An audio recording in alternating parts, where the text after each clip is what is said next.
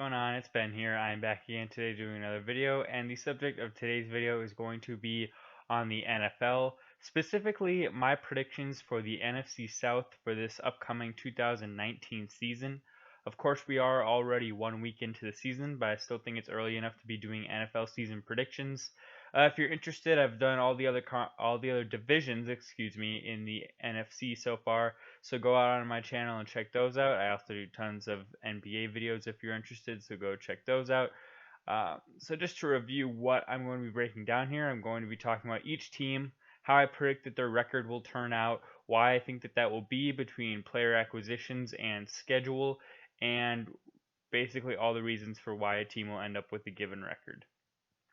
So I hope you guys enjoy the video, and without further ado, let's get into it. So number one in the NFC South, I see being the New Orleans Saints. I have them finishing with a record of 12-4. Basically, this Saints team is a copy and paste of last year, except for Mark Ingram, and I think that they'll be fine without him because they got Latavius Murray to kind of play the power back position in his absence. So I think that they'll be just fine without Mark Ingram. And offensively, they've still got Drew Brees, they've still got Michael Thomas, they've still got a decent offensive line. On defense, they still got a good secondary, and they still got Cameron Jordan up front. So yeah, I think that this team will be just fine. And really, there's not too much to talk about with this team. I think they'll probably go pretty far in the playoffs again. Either NFC Championship game, Super Bowl. They'll probably get a bye, I'm thinking, based on how I have all the records playing out in the NFC here. So yeah, they'll probably be looking at the NFC Championship game, or I mean, at the worst, the divisional round. But yeah, that's what I predict for this team. Now, second place in this division is maybe the most bold prediction I've had out of any in all of these so far that I've been doing, and that would be second place. I have the Atlanta Falcons finishing also at 12-4. And you might be saying, why would you have them finishing that high based on their bad Week 1 game?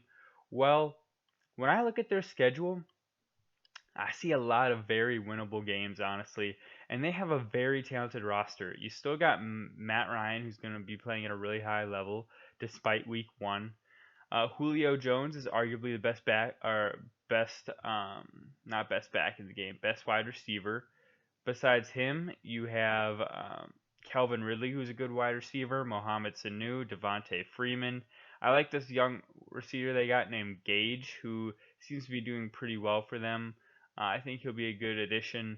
They also have a rookie running back who's going to go along with Devontae Adam, I believe, or Devontae Freeman, excuse me, and he's decent. But yeah, I mean, they've got their whole offense back and pretty healthy. On defense, they're healthy finally. They got Deion Jones back, Ricardo Allen. They still got Vic Beasley. I expect them to be really good with all their players healthy on defense, and I think they have a really good roster on paper. And just looking at their schedule, I think there's a lot of winnable games based on them struggling a little bit more last year. So I think that they could really benefit from that. And Week 1 isn't everything. 2 years ago, the Saints lost Week 1 and finished 3-13, I believe, or excuse me, no, they finished 11-5. So the Falcons could possibly finish pretty well. I see them going far. Actually, they'd be a wild card team, but I see them at least finishing with a good record. Okay, let's see here. Third in the division, I have the Carolina Panthers. I have them finishing at 8-8. I think they're going to be a lot like last year's team. Actually, last year's team I believe was 6-2 and actually finished like 7-9. I think this team will be a little bit better, a little bit more consistent. But how consistent can an 8-8 team be? I don't know. Christian McCaffrey's better. Cam is supposedly healthy. The defense is relatively healthy, and they still got Luke Kuechly, Kawan Short, a lot of those good players. Shaq Thompson, I think, is still there. On offense, I don't know what to think of the receiving core. DJ Moore is supposed to be one of the best receivers that Cam has had in a long while. So we'll wait and see how he does. And this will really just be like a power running team. And if that doesn't work, this team could finish a lot worse. I'll say like best case scenario for this team, they finish like 9-7, and worst case scenario, they're like 6-10. But I think 8-8 is pretty fair based on what I've seen off of their schedule. And we're kind of zooming through here, but lastly, I have the Tampa Bay Buccaneers. They have new head coach Bruce Arians, and I have them finishing in last place. and I think that they're gonna have a pretty bad season here. You might think that this is bold and this is a bit of an overstatement and an overreaction, but I have them finishing at 3-13. And I know that sounds bad, but when I look at their schedule based on this roster, I don't look at a lot of games where I say, "Oh, I think Tampa will win that." I think Tampa, okay, they could finish 6-10. I'll give them that. That's best case scenario, I think. But that's with me factoring in a couple games where they have like wins that they pull out of their asses, to speak frankly, um, as some bad teams do. You know, last year Miami beat New England and they pulled that game out of their butt, and nobody thought that they would. Um, I think maybe Tampa Bay has like two of those games this year or three possibly, um, if they get really lucky. But I think if you're being totally practical and really rational, I think that 3-13 isn't that bad of an